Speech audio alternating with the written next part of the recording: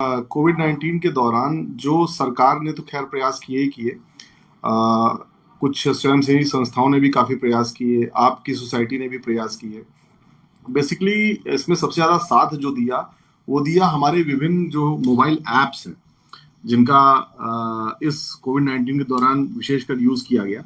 जैसे कि ये भारत सरकार ने दीक्षा ऐप जो लॉन्च किया, और इस कोविड महामारी में आप ये मानिए कि दीक्षा ने हमारा बहुत सहयोग किया। दीक्षा के द्वारा हमने लगभग 4,000 वीडियो कंटेंट्स बच्चों तक पहुंचाए, और अनेक तरह के जो विषय हैं उनमें जो काफी जो कठिन विषय माने जाते हैं, गणित और विज्ञान, उसमें दीक्षा ने बहुत ही सकारात्मक भूमिका निभाई। उसके अलावा दीक्षा के अलावा गूगल के साथ हमने जो टाई अप किया है, उसमें रीड अलोंग ऐप, जो बोलो ऐप के नाम से पहले फेमस था, उसको से भी हमने जो है वो बच्चों में भाषा और भाषा की समझ के लिए उसका काफी इस्तेमाल किया। और रीड अलोंग ऐप ने भी बच्चों में जो इंग्लिश और हिंदी की जो भाषा संबंधी, उच्चारण संबंधी जो समस्याएं हैं, उनका काफी हद तक निदान किया इस कोविड काल में। इसके अलावा कुछ स्वयंसेवी संस्थाएं हैं, जैसे कि एक संपर्क फाउंडेशन है, उनका संपर्क बैठक ऐप, वो विज्ञान, गणित और अंग्रेजी 3 विषयों के लिए है। उसका भी हमने इस्तेमाल किया और उसपे हमारे काफी सकारात्मक रिजल्ट रहे। एक आपका अरविंदो सोसाइटी का भी जो इनोवेटिव पाठशाला करके एक आपका जो ऐप है, उसका भी हमने काफी प्रचार प्रसार किया, और उसका भी इस कोविड के दौरान हमने ट्रेनिंग भी करवाई है उस पे, और शिक्षकों ने भी उसका काफी इस्तेमाल किया इनोवेटिव पाठशाला का। और मैंने देख रहा हूँ कि अब धीरे धीरे धीरे धीरे दीक्षा का, इनोवेटिव पाठशाला का, संपर्क बैठक का इस्तेमाल लोग स्वतः कर रहे हैं। पहले तो लोग कर रहे थे कि हाँ ठीक है चलो इसको करेंगे, लेकिन मैं देख रहा हूँ कि कोविड के दौरान धीरे धीरे लोगों को इससे जो है काफी चीज सीखने को मिली, तो लोग धीरे धीरे अब इसमें यूज टू हो रहे हैं। और आने वाले समय में जो हमें विभिन्न विषयों के शिक्षकों की जो कमी है, देखिए हमारे प्राथमिक विद्यालय में एक बहुत बड़ी दिक्कत है, और जूनियर में भी बहुत बड़ी दिक्कत है, कि हर विषय का एक एक्सपर्ट टीचर नहीं है। जैसे कि वैसे तो कक्षा 1 से 5 तक सभी विषयों के शिक्षक नहीं होते, एक ही शिक्षक को लगभग सभी विषय पढ़ाने होते हैं, कोई स्पेशलाइजेशन नहीं होता है। लेकिन अगर बात आप अंग्रेजी की करेंगे, तो अंग्रेजी के जो टीचर्स होते हैं, वो जो आपका प्रोनाउंसिएशन सिखाने वाले, वो शिक्षक मिलना बड़ा मुश्किल है। तो रीड अलोंग बोलो ऐप ने इस कमी को दूर किया। आप देखिए कि इंग्लिश मीडियम के छात्र हिंदी मीडियम के छात्रों से बहुत आगे हैं, क्योंकि वहां पर जो शिक्षकों का जो एक्सेंट है और जो उनका प्रोनाउंसिएशन है, वो बच्चों पे सीधा इफेक्ट करता है, प्रभाव डालता है। अब उस कमी को दूर तो करना बड़ा मुश्किल था, लेकिन जो गूगल ने रीड अलोंग बनाया, उससे वो कमी बहुत हद तक पूरी हो गई। अब उस कैटेगरी के शिक्षक आपको गांव में ढूंढने की आवश्यकता नहीं है, आप रीड अलोंग खोलिए और अपना उच्चारण जो है आप सुधार कर लीजिए। तो ये एक बहुत ही बड़ा क्रांतिकारी परिवर्तन है, मैं आपको मानूं। और देखिए, किसी को भी जो शिक्षा होती है, उसके बोलने से ही आकी जाती है कि उसके शब्दों का उच्चारण कैसा है। जिसका उच्चारण जितना स्पष्ट और अच्छा होता है, उसकी शिक्षा उतनी ही अच्छी मानी जाती है, और उतने ही अच्छे स्कूल से माना जाता है और पढ़ा हुआ है। तो रीड अलोंग ने जो ये काम किया है, अगर आप उसको बहुत विचार करें और अगर आप उस पर सोचें, तो एक बहुत बड़ी क्रांति है ये बहुत ही बड़ा क्रांतिकारी कदम है। और जहां तक दीक्षा ऐप की मैं बात करूंगा, दीक्षा ऐप मैंने भी काफी देखा, उसको चलाया और यूज किया। दीक्षा ऐप में आप सोचिए, कक्षा 7-8 की गणित और विज्ञान, 6-7-8 की, हर जगह आपको शिक्षक उपलब्ध नहीं मिलेंगे। अगर एक आप देखेंगे, एक जिला ले लेते हैं हम, एक जिले में अगर मान लीजिए 1,000, हमारे यहाँ जैसे कि 1,000 विद्यालय हैं, हरदोई डिस्ट्रिक्ट की अगर मैं बात करूं, तो लगभग 1,000 अपर प्राइमरी स्कूल हैं। 1,000 अपर प्राइमरी स्कूल्स में गणित और विज्ञान पढ़ाने वाले शिक्षक आप सोचिए मिलना बहुत मुश्किल है। इंग्लिश के टीचर्स मिलना बहुत मुश्किल है, क्योंकि ज्यादातर आप देखेंगे कि अपर प्राइमरी में टीचर्स या तो 1 हैं या 2 हैं या तो है ही नहीं। तो इन परिस्थितियों में दीक्षा का जो कार्य है बहुत ही महत्वपूर्ण हो जाता है। संपर्क बैठक का, इनोवेटिव पाठशाला का काम बहुत महत्वपूर्ण है, क्योंकि वो टीचर को रिप्लेस कर रहा है। टीचर को रिप्लेस करना एक बहुत बड़ी बात है। आज की तारीख में मैं कहता हूं, चलिए ठीक है, मैं मानता हूं कि अभी बहुत ज्यादा मोबाइल नहीं अवेलेबल है, गरीब बच्चे हैं उनके पास नहीं है, लेकिन आज की तारीख में मैं देख रहा हूं जिस तरह से स्मार्टफोन सस्ते होते जा रहे हैं, आने वाला समय दूर नहीं है कि 100% जो है वो आपको हर एक व्यक्ति तक स्मार्टफोन पहुंच ही जाएगा। उस दिशा में आप देखेंगे तो संपर्क बैठक है, आपका दीक्षा ऐप है, आपके जो भी ये प्लेटफॉर्म्स हैं, ये बहुत ही सकारात्मक भूमिका निभाएंगे। और इन कोविड काल में जो परिस्थितियां उत्पन्न हुई हैं उसमें लोगों ने जो स्थानपन्न ढूंढा, ये जो स्थानपन्न है शिक्षक का, ये आगे चल के बहुत बड़ा क्रांतिकारी परिवर्तन लाएगा आपके टीचिंग लर्निंग में। टीचिंग लर्निंग में टीचर की जो भूमिका है उसको तो खैर नहीं बदला जा सकता, क्योंकि जो लाइव टीचिंग होती है वो उसका एक अलग ही स्टैंडर्ड है, क्योंकि वहां पर टू वे कम्युनिकेशन है। टू वे कम्युनिकेशन में जो लर्निंग होती है वो लर्निंग जो है वो वन वे कम्युनिकेशन से 100 टाइम्स बेटर होती है। वन वे कम्युनिकेशन है हमारा, क्या कहते हैं, इसमें इंटरेक्टिव नहीं हो सकता, बहुत मुश्किल है लाइव। लेकिन फिर भी जहां पर जीरो था, शून्य था, जहां पर अध्यापक उपस्थित ही नहीं था, वहां पर कम से कम वन वे कम्युनिकेशन के थ्रू ही पढ़ाई हुई तो हो तो रही है। ये अपने आप में बहुत बड़ी बात है। आज तक मैं देखूंगा, आजादी के बाद से आज तक इतना भारत देश में 70 साल हो गए, मैं इसमें किसी सरकार का दोष नहीं देता हूँ, क्योंकि टेक्नोलॉजी जो है, टेक्नोलॉजी धीरे धीरे अपने आप विकसित हो रही है और विकसित होती चली जाएगी। जो टेक्नोलॉजी का जो विकास हुआ है उससे कम से कम ये जो कमी है शिक्षकों की, ये बहुत हद तक दूर हुई है। और मैं ये मानता हूं कि आने वाले समय में जब बच्चे खुद घर पर ये पढ़ेंगे, देखेंगे, उनके पेरेंट्स इन वीडियोस को, कंटेंट्स को देख रहे हैं, तो उनमें भी काफी सकारात्मक परिवर्तन होगा। इसमें हो सकता है 1 साल, 2 साल, 4 साल, 5 साल लगे, लेकिन आने वाले 4 से 5 सालों में जो परिवर्तन ये वीडियोस लाएंगे वो, उसका आप तुलना ही नहीं कर सकते किसी से। और बच्चे स्वयं ही सीख लेंगे चीजों को। अध्यापक को वो जाके बताएंगे कि आज मैंने इस वीडियो में ये चीज देखी है। तो ये अपने आप में बहुत बड़ी, आप कह सकते हैं, एक तरह से उपलब्धि है। और कोविड काल में जो प्रयास हमारी सरकार ने किए, जो स्वयंसेवी संस्थाओं ने किए, जैसे आप अरविंदो सोसाइटी की मैं अगर बात करूं तो अरविंदो सोसाइटी बहुत सालों से काम कर रही है, उसके प्रयास भी बहुत सराहनीय हैं। और इनका जो पॉजिटिव परिणाम है वो आने वाले 1-2 सालों में दिखने भी लगेगा। अभी जब स्कूल खुलेंगे तो आप देखेंगे एक सोच में लोगों की ड्रास्टिक परिवर्तन आएगा, बहुत ही ड्रास्टिक परिवर्तन। और वो परिवर्तन इसलिए आएगा क्योंकि उनको अब ये पता चल गया है कि टीचर के साथ साथ हमारा दोस्त कोई और भी है जो हमें सिखा सकता है, और वो ये मोबाइल फोन और ये ऐप्स है। तो मेरा तो यही कहना है, मेरा यही मानना है कि ये जितने भी ऐप हमारे सरकार ने लॉन्च किए, स्वयंसेवी संस्थाओं ने लॉन्च किए हैं, इनको मैं काफी प्रमोट भी करता हूं और इनको मैं और भी प्रमोट करूंगा, क्योंकि ये जहां पर टीचर की उपलब्धता नहीं है वहां पर ये बहुत सकारात्मक भूमिका निभा रहे हैं और आगे निभाएंगे। बिल्कुल सर, बिल्कुल। ये आपने बहुत अच्छी बात कही सर। लेकिन ये तो रही सर कोविड लॉकडाउन पीरियड के दौरान किए गए आपके प्रयास। इसमें आपने इन ऐप्स की मदद ली और शिक्षा को सुचारू रूप से जारी रखा। लेकिन अगर हम बात करें कोविड-19 आने से पहले का समय की, तो उस वक़्त हम किस तरीके से आप अपने क्षेत्र में शिक्षकों को प्रेरित करते थे कि वो शिक्षा की गुणवत्ता में लगातार सुधार करते रहें, जब ये ऐप्स वगैरह नहीं थे उस वक्त की बात? एक्चुअली देखिए, मैं अक्टूबर में मैंने इस पद पे मैं आया हूँ, ज्वाइन किया। इससे पहले मैं भी एक शिक्षक ही था। तो मेरे पास किसी जिले का दायित्व तो नहीं था, लेकिन एक स्कूल का दायित्व था। तो उस स्कूल में तो हमको जो कंटेंट मिलता था हम उसको आगे प्रेषित करते थे, और उसी के माध्यम से, व्हाट्सएप के माध्यम से बच्चों को पढ़ाने का प्रयास करते थे। और रेडियो पे कार्यक्रम आता था, रेडियो पे कार्यक्रम सुनवाने का बच्चों को प्रयास करते थे। हमारा गांव काफी पिछड़ा हुआ था जहां मैं शिक्षक था, तो टीवी के माध्यम से, रेडियो के माध्यम से, व्हाट्सएप के माध्यम से जितना हो पाता था, क्योंकि फोन, मोबाइल फोन बहुत ज्यादा उपलब्ध नहीं थे।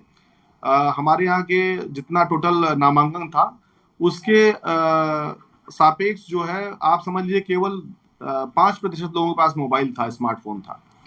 लेकिन हाँ, रेडियो के माध्यम से और टीवी के माध्यम से हम लोगों ने थोड़ा प्रचार किया। और फिर आगे चल कर के, फिर जब मैं अक्टूबर में यहाँ पर आया एज अ डीसी ट्रेनिंग, तो उसके बाद मैंने इन कार्यों को किया। उससे पहले तो मेरे पास इन कार्यों को करने का कोई स्कोप नहीं था। ये जो आपका प्रयास है ये बहुत ही सराहनीय है, और ये जो जीरो इन्वेस्टमेंट की आप बात कर रहे हैं ये बहुत जरूरी है।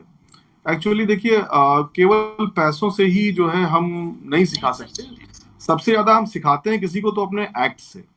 टीचर के पास किसी को सिखाने के लिए उसका खुद का आचरण और उसका खुद का ज्ञान ही पर्याप्त होता है। किसी भी और चीज की आवश्यकता ही नहीं है। आप सोचिए कि पुराने जमाने में द्रोणाचार्य और विश्वामित्र बड़े बड़े गुरु हुआ करते थे, तो क्या उनके आश्रमों में क्या बहुत बड़ी क्या कहते हैं लाइब्रेरियां, पुस्तकें जी हुआ हाँ, करती थी क्या? क्या कोई बिल्कुल। फैसिलिटी हुआ करती थी?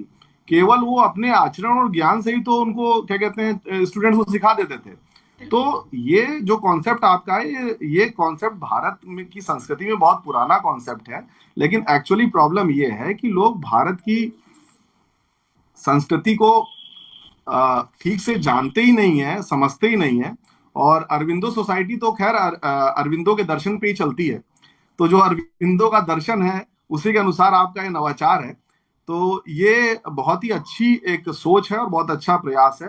और मेरा ये मानना है कि ये बिल्कुल इसी तरह से ही जो है वो आप कह सकते हैं शिक्षा की गुणवत्ता को बनाया जा सकता है। लेकिन इसमें मुख्य रोल जो है वो टीचर का है, और टीचर को थोड़ा विचारशील होना पड़ेगा। समस्या यहां पर आ जाती है कि जब हम किसी कंटेंट का इस्तेमाल करते हैं या किसी इलेक्ट्रॉनिक गैजेट का इस्तेमाल करते हैं, दैट इज सो इजी, आसान होने के कारण हम विचारों का अपने कभी मंथन नहीं करते, कभी उनके गहराइयों में नहीं जाते। लेकिन अगर शिक्षक अगर अपने विचारों से और उसके गहराइयों में चीजों को जाए, तो वो ज्यादा अच्छा परफॉर्म कर सकता है, ज्यादा अच्छी तरह से सिखा सकता है। तो मैं तो आपके आइडियाज को जो है वो बहुत ही अच्छा मानता हूं, और मेरा मानना है कि आपका जो ये प्रयास है वो यूनिक है और वो अच्छा प्रयास है, और वो ज्यादा फायदेमंद हो। हाँ ज्ञान तो जी, दुनिया में बरस रहा है। किसी भी आप मोबाइल पे जाइए, गूगल से बोलिए, सब कुछ आता है गूगल को। लेकिन गूगल एक काम नहीं कर सकता है, वो प्रेरित नहीं कर सकता। टीचर में केवल एक चीज है, वो आचरण है, जिसके द्वारा वो अपने छात्रों को प्रेरित कर सकता है। ज्ञान देने के लिए टीचर नहीं है। टीचर को तो नेशन बिल्डर कहा ही गया है। और ये आपका जो ये परिकल्पना है रोल मॉडल की, ये रोल मॉडल की परिकल्पना अब आपने बनाई, ठीक है। बचपन से लेकर के हम लोग जब तक आप ये कह सकते हैं सबसे पहले हम टीचर को ही देखते हैं क्लास में जाकर के, और ज्यादातर लोग टीचर ही बनना चाहते हैं। और सबसे ज्यादा अगर फैसिनेट और प्रभावित होते हैं तो अपने शिक्षक से होते हैं। शिक्षक कपड़े कैसे पहन रहा है, बोल कैसे रहा है, उसको वो डिट्टो कॉपी करते हैं। और यहां तक एक समय आता है कि वो माँ बाप दुनिया में किसी की बात नहीं मानते, टीचर ने जो कह दिया वही ब्रह्म वाक्य है। भले ही माँ बाप सच बोल रहे हो, सही बता रहे हो, लेकिन वो अगर टीचर ने, मैडम ने कह दिया तो मैडम ने फिर कह ही दिया है, वो फिर किसी की बात नहीं मानेंगे। लेकिन समस्या यहां पर यह है कि अगर शिक्षक अपने दायित्वों का निर्वहन नहीं कर रहा है, और ज्यादातर दिक्कत यह आ रही है मैडम कि पहले के जमाने में मैं देख रहा हूं कि हम लोगों ने जिनसे पढ़ा वो वाकई रोल मॉडल थे। अगर 9:30 पे क्लास होता था तो वो 9:25 पे क्लास के बाहर खड़े हो जाते थे आकर के, और वो 9:30 पे सीधा क्लास में, और जैसे क्लास खत्म हुआ वो क्लास छोड़ देते थे। तो उस तरह के टीचर्स जो होते थे, बिल्कुल आप सही, कपड़े पहनने से लेकर के और आने जाने के हर एक चीज के जो वो खुद जो फॉलो करते थे, उन्हीं को देख के हम भी फॉलो करते थे चीजों को। तो वो जो रोल मॉडल टीचर्स थे, वो रोल मॉडल टीचर्स अब मुझे लगता है आज की तारीख में बनना हो गए हैं बंद। क्योंकि समस्या ये हो गई है कि नैतिकता जो है और जो मूल्यों का ह्रास हुआ है, उसमें जो पैसे ने जो स्थान लिया है, उससे शिक्षक की जो गरिमा थी वो समाप्त हो गई है। स्टूडेंट को लगता है कि उसे पैसे देने, और टीचर को लगता है हमें पैसे कमाने। तो ये जो पैसा बीच में आ गया, इससे जो रोल मॉडल का जो कॉन्सेप्ट था वो खत्म हो गया। और रोल मॉडल का कॉन्सेप्ट मैम तभी रह सकता है जब वहां पर इस तरह का हो कि बच्चा चाहे कि उसे ज्ञान लेना है, और टीचर आए सोच के कि उसे आज ज्ञान देना है। आज तो मैं पढ़ा के ही जाऊंगा, आज मैं सिखा के ही जाऊंगा। तो आपकी परिकल्पना बहुत अच्छी है, और निश्चित ही इसका लाभ मिलेगा। और अगर ये सकारात्मक रूप से हम इसका संदेश दे पाए शिक्षकों को। एक्चुअली ज्यादातर शिक्षक अब ये कहने लगे हैं कि हमारे ऊपर इतनी सख्ती क्यों हो रही है, और बाकी कर्मचारियों से अपनी तुलना करने लगे हैं। अब देखिए यहीं पर कितना बड़ा मानसिक दिवालियापन है कि एक शिक्षक अपनी तुलना जो है वो क्लर्क से कर रहा है, कह रहा है क्लर्क पे जो है किसी प्रकार का कोई वो नहीं किया जा रहा है और हम पे सारा नियम कानून लागू हो रहा है। अरे क्लर्क की गलती से केवल आर्थिक नुकसान होता है, टीचर की गलती से सामाजिक नुकसान होता है, देश का नुकसान होता है, उसका कौन भरपाई करेगा भाई? आपकी तुलना किसी क्लर्क से या किसी नौकरीशुदा व्यक्ति से, अधिकारी से नहीं की जा सकती। अधिकारियों की गलतियों का खामियाजा आर्थिक रूप में केवल भुगतना पड़ता है, लेकिन आपकी गलतियों का खामियाजा समाज को देश के नुकसान के रूप में भुगतना पड़ेगा। लेकिन ये बात टीचर्स को समझ में नहीं आ रही है। तो रोल मॉडल का जो कॉन्सेप्ट है, जब तक टीचर्स नहीं समझेंगे तब तक आप मान के चलिए कि शिक्षा व्यवस्था देश की नहीं सुधर सकती। तो अगर आप ऐसा प्रयास कर रहे हैं, आपने जो बताया ये वाकई में काबिल तारीफ है और मैं उम्मीद करूंगा कि आप इसमें सफल हो और अच्छे से लोगों को ये बात समझ में आए। हम भी प्रयास करेंगे आपके साथ लोगों को समझाने का कि भाई आप रोल मॉडल हो, उस बात को समझो। तो मैं सिर्फ यही देना चाहूंगा कि हमारा कार्य ये है कि शिक्षक का जो जीवन है वो बहुत ही कम लोगों को मिल पाता है, और चाहे वो कितने भी बड़े पद पे पहुंच जाए, व्यक्ति मल्टीनियर बिलियनियर बन जाए, पैसा वाला बन जाए, लेकिन जीवन में एक बार शिक्षक बनना सभी चाहते हैं। आप देखिए डॉक्टर कलाम ने जो है राष्ट्रपति पद से हटने के बाद उन्होंने एक ही पेशा चुना, शिक्षक। और बड़े बड़े बिलियनियर कोशिश करते हैं कि उन्हें किसी भी यूनिवर्सिटी में एक बार पढ़ाने का अवसर मिले। जैक मा से लेकर के आप देखिए, कोई ना कोई शिक्षक का ऐसा रोल है कि वो सबको अट्रैक्ट करता है। तो जिनको भी ये भगवान ने सौभाग्य दिया है, उन्हें उन भगवान का ऋणी होना चाहिए, और ये सबको प्राप्त नहीं होता है। मेरा तो यही संदेश है सबसे कि जो लोग भी शिक्षक बन गए हैं, शिक्षक हैं, वो इसको समझें। देखिए, इसको समझना बहुत जरूरी है। समस्या की बात ये है, आज हमारे सामने सबसे बड़ा जो चैलेंज है वो ये है कि लोग शिक्षक शब्द की जो गंभीरता है इसको नहीं समझ रहे हैं। इस पद की जो गरिमा है उसको नहीं समझ रहे हैं। इस पद की गरिमा का जो है ह्रास हो रहा है, ये बहुत ही गंभीर विषय है। तो अगर आप शिक्षक बने हैं तो उसके दायित्व को समझें, निभाएं और प्रयास करें कि हमारे प्रत्येक एक्ट से कुछ भी ऐसा हो जिससे समाज, ये दुनिया कुछ सीखे, कुछ जाने, और हम भी सीखने और जानने का लगातार प्रयास करते रहें, क्योंकि जब हम खुद स्वयं सीखेंगे, जानेंगे, तभी हम उसको आगे और बढ़ा पाएंगे। मेरा यही संदेश।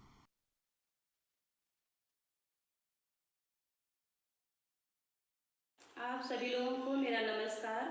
मैं मुन्नी देवी, प्राथमिक विद्यालय अजबरपुर, विकास क्षेत्र जलालपुर, जनपद जौनपुर में एक सहायक अध्यापिका के पद पर कार्यरत हूँ। मेरी शैक्षिक योग्यता एमएससी बीएड बीटीसी है। मुझे शिक्षा के क्षेत्र में 9 वर्षों का अनुभव है। मेरे विद्यालय में 223 छात्र हैं, जिसमें से कि 100 बालक और 123 बालिकाएं हैं, जो कि ग्रामीण क्षेत्र से आने वाले बच्चे हैं। मैं उस जनपद में रहने वाली हूँ जिसको सिराजे हिंद के नाम से जाना जाता है। मेरे जनपद की एक प्रमुख विशेषता यह है कि यहाँ का जो शैक्षिक दर है वो अन्य जिलों की अपेक्षा बहुत अधिक है। मेरे ज़िले में कुछ ऐतिहासिक इमारतें हैं, जैसे कि अटाला मस्जिद, शाही पुल और शाही किला। और यहाँ का जो शाही पुल है उसके ऊपर दुकानें सजती हैं।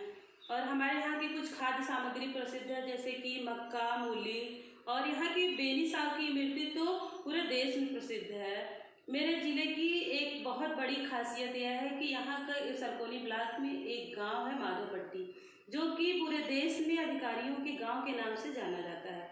यहाँ पे आपको हर एक घर में आईएएस और आईपीएस अधिकारी मिल जाएंगे।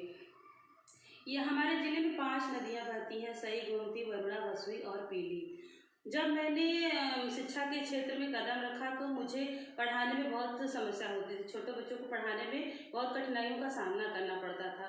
उसके बाद जब मैंने अरविंदो सोसाइटी के ZIIEI कार्यक्रम का प्रशिक्षण प्राप्त किया, तब मुझे पता चला कि हम लोग शिक्षा के क्षेत्र में शून्य निवेश में बिना पैसा खर्च किए भी अनेक प्रकार के नवाचार कर सकते हैं, जिसको कि अपने कक्षाओं में प्रयोग कर सकते हैं।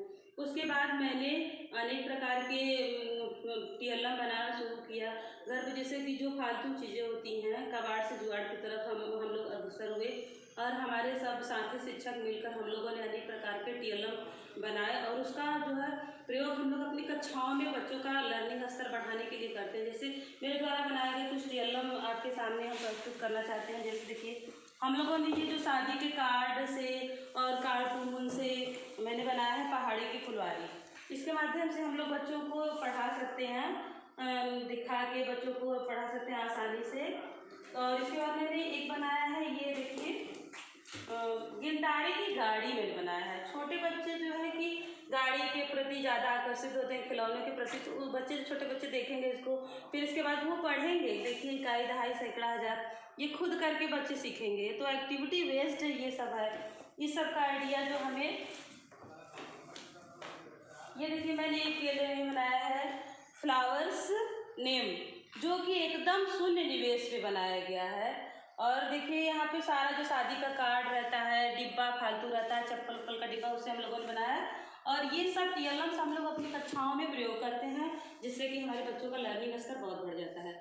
इस सब कार्य के लिए हम ZIIEI के जो हमारे प्रशिक्षक सर हैं, श्री संजय झा सर और विवेक शुक्ला सर को हम बहुत बहुत धन्यवाद देना चाहेंगे। उन्होंने हमें ऐसा मंच प्रदान किया। ऐसी आइडियाज़ हमारे दिमाग में जो होते थे कि हम लोग उसको प्रयोग नहीं कर पाते थे, लेकिन आइडिया हमको यहाँ से सर के प्रशिक्षण के माध्यम से मिला और हम लोगों ने इसके माध्यम से जीरो निवेश पे टीएलएम बनाना शुरू किया और बहुत अच्छा हमें फ़ायदा मिला इसका। इसके लिए हम ये सर को बहुत बहुत धन्यवाद देना चाहेंगे। मेरा स्कूल जो है रोल मॉडल स्कूल होना चाहिए, क्योंकि हमारे स्कूल में जो है भौतिक संसाधन के साथ साथ यहाँ का मानवीय संसाधन भी बहुत अच्छा है।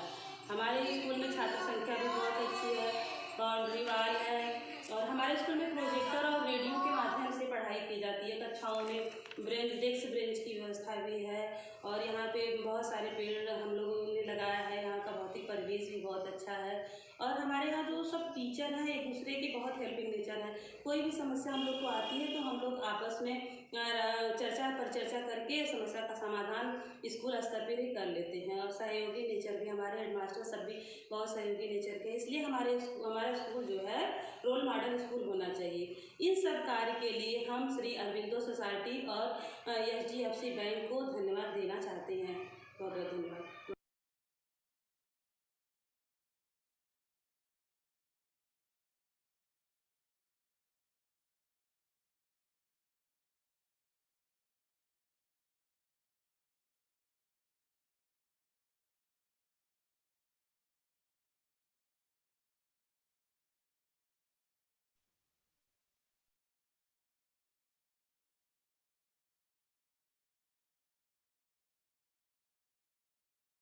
नमस्कार, मेरा नाम सैयद सैफ अहमद है। मैंने इतिहास में MA और उर्दू BTC का प्रशिक्षण प्राप्त किया है। शिक्षा में मेरा 10 वर्षों का अनुभव है। मैं जनपद मऊ का निवासी हूँ और इसी जनपद में मेरी नियुक्ति भी है। मेरा जनपद मऊ तमसा नदी के तट पर स्थित है और अपने कपड़े के व्यापार के लिए विश्वविख्यात है। मऊ में सूती और रेशमी कपड़ों का उत्पादन और आयात निर्यात होता है। इसी कारण मऊ को मिनी मैनचेस्टर भी कहा जाता है। मैं प्राथमिक विद्यालय खालिसा, शिक्षा क्षेत्र मोहम्मदाबाद गोहना, जनपद मऊ पर सहायक अध्यापक पद पर कार्यरत हूँ। जब मैंने श्री अरविंदो सोसाइटी के ZIIEI कार्यक्रम का प्रशिक्षण प्राप्त किया तो मुझे ये पता चला कि शिक्षा में शून्य निवेश करके भी नवाचार किए जा सकते हैं और बच्चों को रोचक तरीके से गतिविधि आधारित शिक्षा के द्वारा सिखाया और पढ़ाया जा सकता है।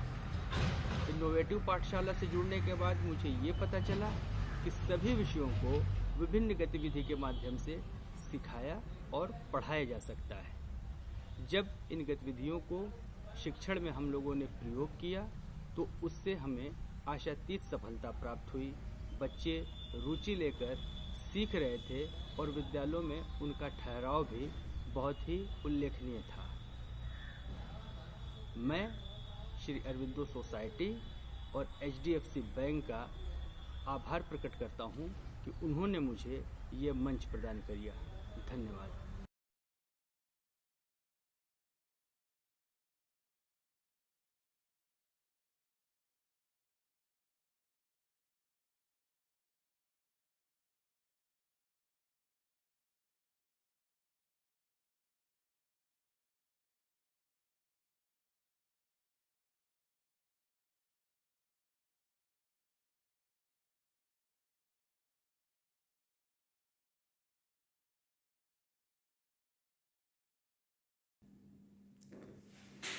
नमस्कार, मैं श्री प्रकाश सिंह। मेरी शैक्षिक योग्यता MA BEd है। प्राथमिक शिक्षा के क्षेत्र में मेरा 14 वर्षों का अनुभव है। जब तब ऋषि के तपोस्थली, भगवान परशुराम के कर्मस्थली, सिराजे हिंद की धरती, जनपद जौनपुर का निवासी हूँ। मैं आदर्श प्राथमिक विद्यालय मणियाहू प्रथम रामनगर जौनपुर में शिक्षक के रूप में कार्यरत हूँ। मेरे विद्यालय में 221 बच्चे अध्ययनरत हैं जो ग्रामीण परिवेश से आते हैं। हमारे विद्यालय को सजाने, संवारने और इस ऊंचाई पे ले जाने में सभी शिक्षकों ने बड़ी लगन और मेहनत की है। उनके सहयोग से आज इस मुकाम पर मेरा विद्यालय पहुंचा है। मैंने जब श्री अरबिंदो सोसाइटी के ZIIEI कार्यक्रम का प्रशिक्षण प्राप्त किया तो मुझे पता चला कि बिना पैसे खर्च किए ऐसे नवाचार किए जा सकते हैं जिसे पढ़ाने के तरीके में सुधार किया जा सकता है। मैंने प्रशिक्षण प्राप्त किया, उसके साथ मैं अपने विद्यालय के सभी शिक्षकों को इस प्रशिक्षण को लेने में सहयोग प्रदान किया। इनोवेटिव पाठशाला पाठ्यक्रम के प्रशिक्षण से मुझे अपने विषय को विभिन्न गतिविधियों के आधार पर सिखाने का तरीका भी समझ आया। मैंने सीखा कि ज़्यादा से ज़्यादा बच्चों को गतिविधियों में शामिल करना चाहिए। प्रशिक्षण से मुझे बहुत ज़्यादा फायदा मिला है। मेरे विचार में जो गतिविधियाँ चल रही थी मैं उसे ठीक ढंग से बच्चों के साथ क्रियान्वित कर पाया। प्रशिक्षण में मैंने ऑनलाइन पढ़ाने के लिए कई तरीके सीखे जिसका हमारे विद्यालय के सभी शिक्षक आज प्रयोग कर रहे हैं। YouTube के माध्यम से, Google Meet के माध्यम से, व्हाट्सएप, दीक्षा ऐप, रीड एलान, मोहल्ला क्लास। मुझे खुशी है इस काम को करने में ZIIEI के प्रशिक्षक श्री विवेक कुमार शुक्ला जी ने मेरी बहुत मदद की।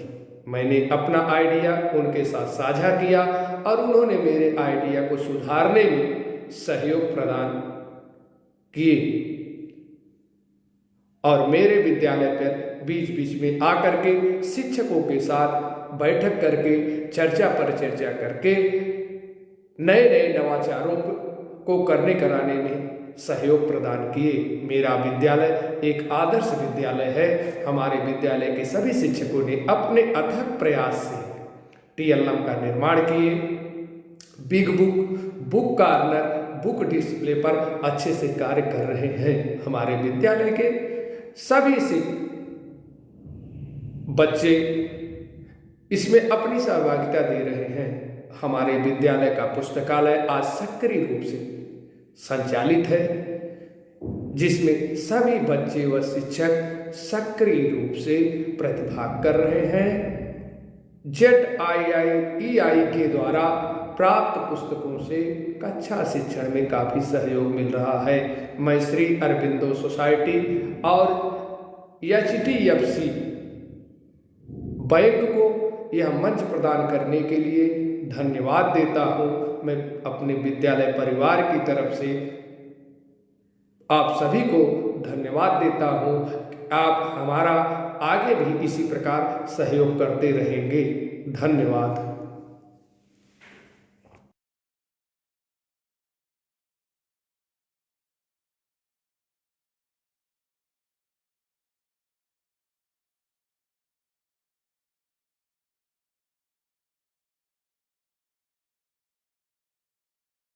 को मेरा नमस्कार। मेरा नाम अर्चना उपाध्याय है। मैं प्राथमिक विद्यालय हाजीपुर शिक्षा क्षेत्र रानीपुर जिला मऊ में शिक्षिका हूँ।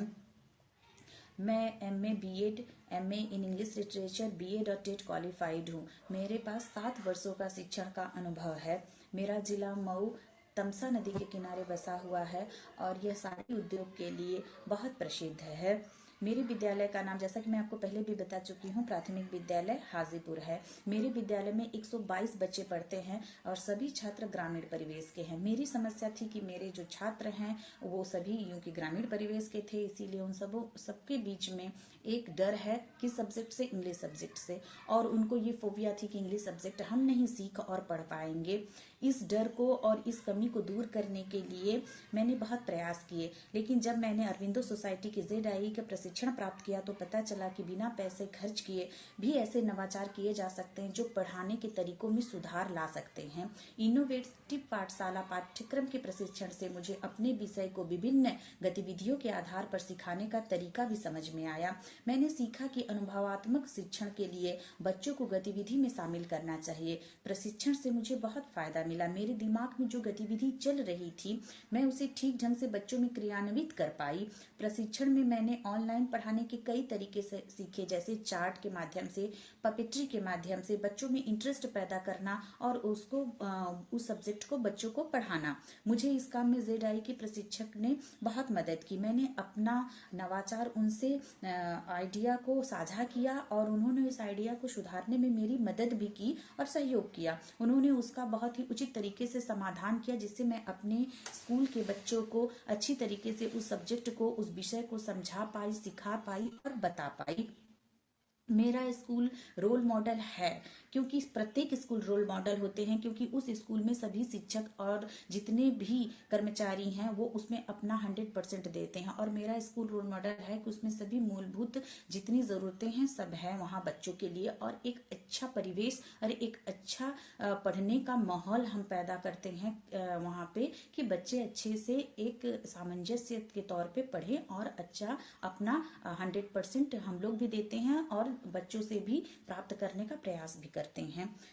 Shri Aurobindo society and HDFC bank ने यह मंच प्रदान किया, इसके लिए मैं उनका बहुत बहुत धन्यवाद करती हूँ।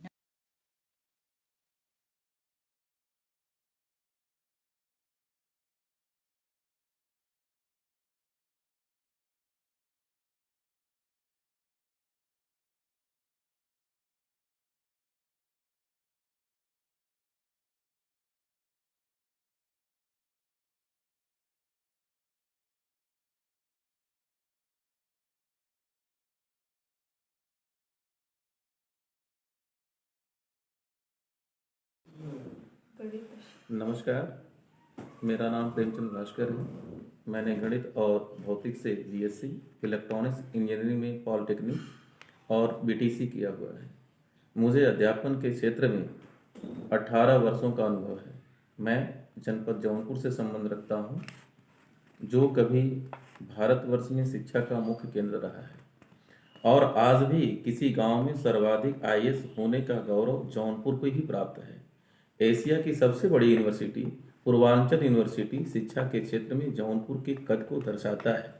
जौनपुर जहां अपने इत्र की खुशबू से देश विदेश को महकाता है, वहीं मूली, मक्के और इमरती के मिठास के लिए भी जाना जाता है। राष्ट्रीय धरोहर के रूप में शाही पुल, अटाला मस्जिद, किला, मैहर मंदिर, चौकिया धाम अपनी छवि को बनाए हुए है। वहीं पर 5 नदियों का अविरल प्रवाह जौनपुर के सौंदर्य को शीतलता प्रदान कर रहा है। मैं पूर्व माध्यमिक विद्यालय राजापुर डेडारपुर विकास क्षेत्र रामनगर जनपद जौनपुर का प्रभारी प्रधानाध्यापक हूँ। वर्तमान सत्र में मेरे विद्यालय में कुल 363 छात्र छात्राएं नामांकित हैं और सभी छात्र छात्राएं ग्रामीण परिवेश के हैं। मेरी समस्या थी कि मुझे बच्चों का फीडबैक सही कैसे मिले। जब मैंने अरविंदो सोसाइटी के ZIE के कार्यक्रम का प्रशिक्षण प्राप्त किया तो मुझे पता चला कि बिना पैसे खर्च किए भी ऐसे नवाचार किए जा सकते हैं जिससे पढ़ाने के तरीकों में सुधार किया जा सकता है। इनोवेटिव पाठशाला कार्यक्रम के प्रशिक्षण से मुझे अपने विषय को विभिन्न गतिविधियों के आधार पर सिखाने का तरीका भी समझ आया। मैंने सीखा कि अनुभवात्मक शिक्षण के लिए बच्चों को गतिविधि में शामिल करना चाहिए। प्रशिक्षण से मुझे बहुत फायदा हुआ। मेरे दिमाग में जो गतिविधि चल रही थी मैं उसे ठीक ढंग से बच्चों के साथ क्रियान्वित कर पाया। प्रशिक्षण में मैंने ऑनलाइन पढ़ाने के लिए कई तरीके सीखे, जैसे कि ब्लैक बोर्ड पर शिक्षण कार्य करते हुए वीडियो क्लिप बनाना आदि। मुझे खुशी है कि इस काम को करने में ZII के प्रशिक्षक विवेक जी ने मेरी मदद की। मैंने अपना आइडिया उनके साथ साझा किया। उन्होंने मेरे आइडिया को सुधारने में सहयोग किया। मैंने अपनी समस्या का समाधान इस प्रकार किया कि सभी बच्चों को अपनी व्यक्तिगत समस्या, विद्यालय, शिक्षक व शिक्षण विधि में जो भी गुण दोष हैं उन पर अपना स्वतंत्र विचार व्यक्त करके पत्र पेटिका में अपना परिचय बताए बिना, अर्थात उस पर न तो अपना नाम लिखना है बच्चे को, न रोल नंबर, किसी भी तरह का कोई आइडेंटिफिकेशन वाली चीज़ नहीं डालनी है, और उसे पत्र पेटिका में डालने को कहा, जिससे हमने अपने गुणों को सराहा और दोषों को सुधारने का संकल्प लिया।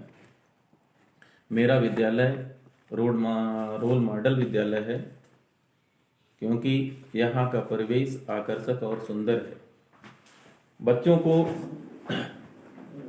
डिजिटलाइज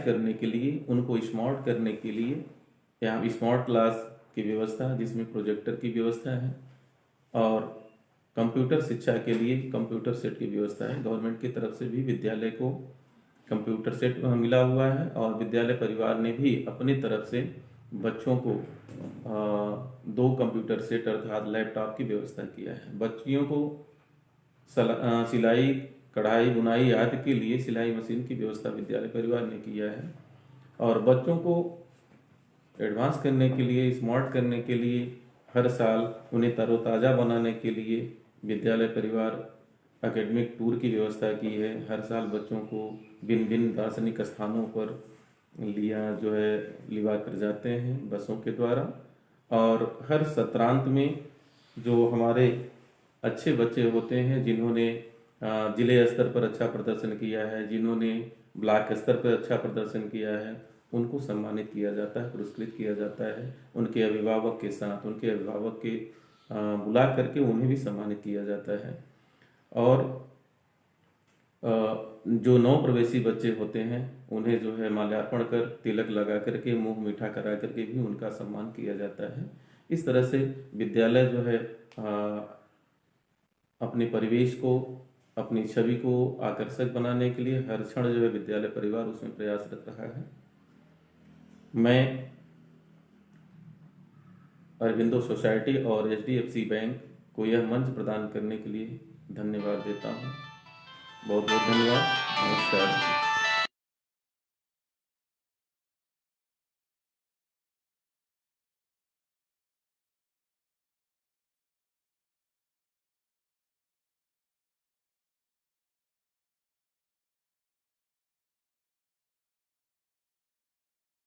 कोविड की वजह से प्रॉब्लम तो हुई ही, काफी प्रॉब्लम हुई, बच्चे स्कूल तक नहीं आ पाए, और खास करके हमारे जो प्राइमरी एजुकेशन के बच्चे थे वो ऐसे बैकग्राउंड से थे जो टेक्नोलॉजी पे उनको कन्वर्ट करना थोड़ा कठिन था।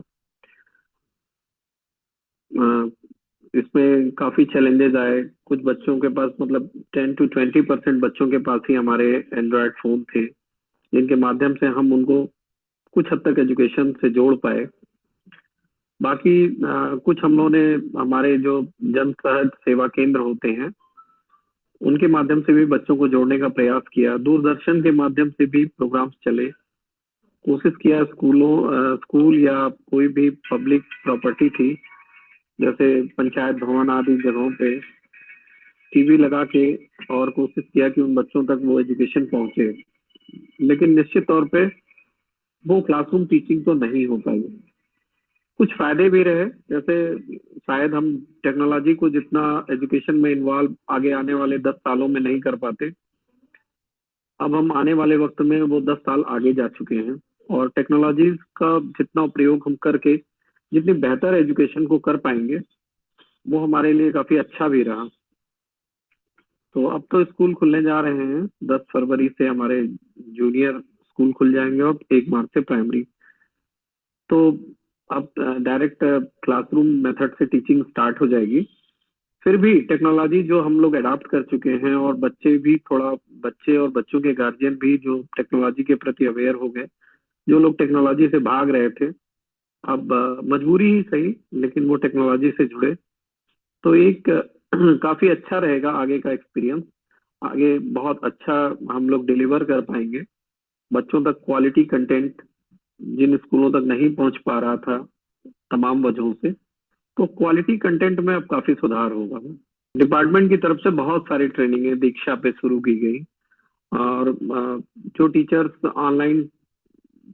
खुद ही, सबसे बड़ी चीज यही थी कि टीचर्स ऑनलाइन ट्रेनिंग के प्रति मतलब इतने वो नहीं थे, अवेयर नहीं थे, या वो इसको इससे इसका कैसा उपयोग करके मैक्सिमम गेन किया जा सकता था, ये वो नहीं जानते थे। डिपार्टमेंट भी इन चीजों पे एक्सप्लोर किया और बहुत सारे नई चीजें निकल के आई कि इतनी बड़ी बड़ी ट्रेनिंगें जो सालों चलती रहती, वो इस कोविड पीरियड में टीचर्स को एम्पावर की गई। तो टीचर्स को क्या, हम लोगों को भी पता चला कि बहुत सारी चीजें हम लोग ऑनलाइन कर सकते हैं, ऑनलाइन मीटिंग्स कर सकते हैं, ऑनलाइन समीक्षा कर सकते हैं। जो रिपोर्ट्स लेने में हमको फेस टू फेस बुला के मीटिंग्स करनी पड़ती थी, वो सारी चीजें अब बहुत सरल हो गई, और कोई कॉस्ट नहीं लग रही है, बिना कॉस्ट के वो चीजें हो जा रही हैं।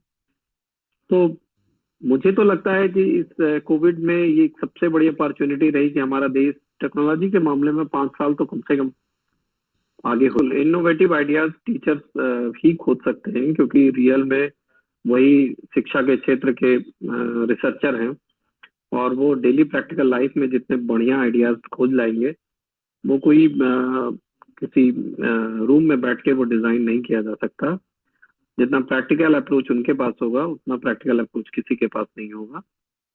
तो निश्चित तौर पे ये आइडिया तो बहुत शानदार है। निश्चित तौर पे अगर हम इसका अपने स्कूलों तक प्रचार करा दें, तो निश्चित तौर पे बच्चों में एक मॉनेटरी इंसेंटिव अगर उनको मिलता है, तो बच्चे इसकी तरफ प्रमोट तो होंगे ही, और ये बहुत अच्छा इनिशिएटिव है। अरविंदो सोसाइटी द्वारा आरंभ किया गया ये प्रोग्राम बहुत ही शानदार है, और हमारे टीचर्स को एक ऐसा प्लेटफॉर्म देता है जो एक नेशनल इंटरनेशनल लेवल पे उनको रिकॉग्निशन प्रदान करेगा। हमारे बच्चों को एक इंसेंटिव रूप में ही बच्चों को आगे बढ़ने के लिए प्रोत्साहित करेगा। आपका प्रयास निश्चित तौर पे बहुत ही सराहनीय है।